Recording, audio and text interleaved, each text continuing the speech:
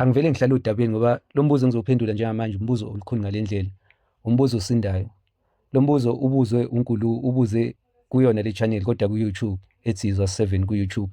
uNkulu ubuze ukuthi mangabe umshado kowaNkulunkulu, pho uNkulunkulu uvumela kanjani i-divorce? Mangabe ebona ukuthi lo mshado ngeke uphumelele and awunaliqiniso, uvumelelana ukuthi kwasekuqaleni ube khona ukuthi uqale kube khona iy'ndleko, ngoba kwi-divorce kugcina isilimaza abantu abaningi, ilimaza iy'ngane, ilimaza imindeni nabangani balabantu labade beshadile, ifake ubutha kubantu ade sebezwana, ade sebenobuhlobo.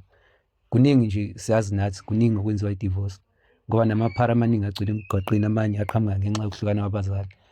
So lo mbuzo umbuzo olukhuni ngale ndlela, akuwona nje umbuzo omncane, but ngiyawujabulela ngoba masibheka la, naye uMose, umprofethi uMose wabhekana nalo mbuzo, wathi mayebhekene nawo nengcindezi evela kuwona, waze waphoqeleka ukuthi akhiphe incwadi yesahlukaniso. Lokhu sikuthola laphana kuMateyu 19 evesini lika-8 kuya evesini lika-9. La lo mbuzo usufikile futhi sebewuqondise ngqo kwinkosi uJesu. Bathi mabeyibuza inkosi uJesu nge-divorce, yakubeka kwacaca ukuthi cha, uNkulunkulu uyayizonda i-divorce, mase nishadile nishadile. Wakucacisa ukuthi into eyenza ukuthi uMose akhiphe incwadi yesehlukaniso, incwadi ye-divorce, ingenxa yobulukhuni bamadoda aka-Israyeli ngalesikhathi behamba nawo laphana ehlane, ngendlela amcindezela ngayo. Nakhona kwaba khona ilento le, umbandela ukuthi i-divorce ungadivosa kuphela mangabe unkosikazi wakho noma indoda yakho uyibambe ngempela ukuthi ineshende, iyashendeza eceleni, ukuthi yenza ukukhohlakala eceleni, phecelezi ihamba ilala, yabo, ayithembekile emshadweni. Mangabe unobufakazi obuqanda ikhanda lokuthi yenza lokho, then ungayenza i-divorce. So khumbula ukuthi i-divorce akukona nje ukuthi kucishwa lawa amaphepha enkantolo nani nani. Umshado umoya, spiritual ngale ndlela. Kunoma yiphi inkolo, kunoma iluphi usiko, umshado akuyona nje into evele yenzeke nje phakathi kwabantu ababili, umoya. Yingakho uyakufakazela ukuthi umshado uvela kuNkulunkulu.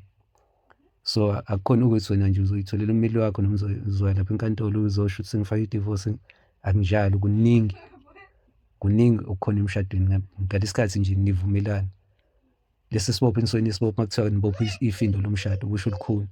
Kodwa sobe sesibuya la ukuthi ikhathi eningi uyezwa ukuthi umuntu khona into ayenzayo, kodwa awunayo i-proof, kodwa uyezwa, uyambona ukuthi uyaqhela and uyezwa inhliziyweni, uyayizwa leyo gap ukuthi hayi khona okwenzakalayo and uyabona ukuthi awusekho happy. Then wenze njani esimeni esikanjalo? Sobuyela la eBhayibhelini futhi, ngoba iBhayibheli liyasinika indlela. Lokhu kubalulekile, ngizocela ukuthi ukulalele ngoba ikhona okuzoba umkhombandlela, nawe ikhona oyoyala ngakho iy'ngane zakho nabazukulu ngomshado. Ngizocela ukuthi ulalele kahle and ulalelisise ngoba lokhu kubalulekile engizokusho njengamanje. Okay, njengoba bengishilo ukuthi ngiyacela ukuthi ukubambisise lokhu.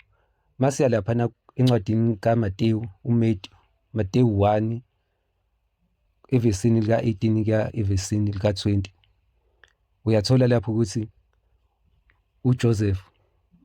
uJosefa, ubaba lo akuzomela ukuthi ashade noMaria. Siyakhumbula ukuthi uMaria wayeseyi-virgin, base beprophozile, waseyingodosi yakhe, base behlelela khona ukushada.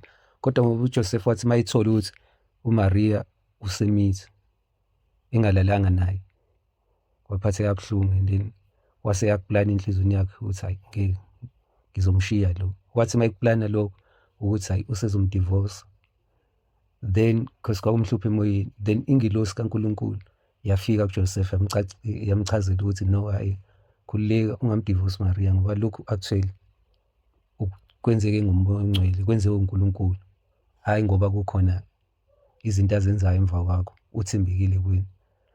Akuyona kuphela lencwadi le othola khona.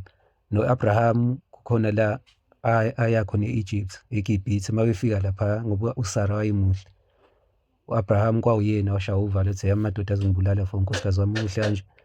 Wavele wathi Sara, mabekuza vele uthi udadewethu, uthi usisi, uthi mina ngubhuti wakho, mina ngizokubiza ngosisi. Ngempela bafika basho lokho. Inkosi yaseGibhithe ngoba imbona uSara emuhle yamthatha.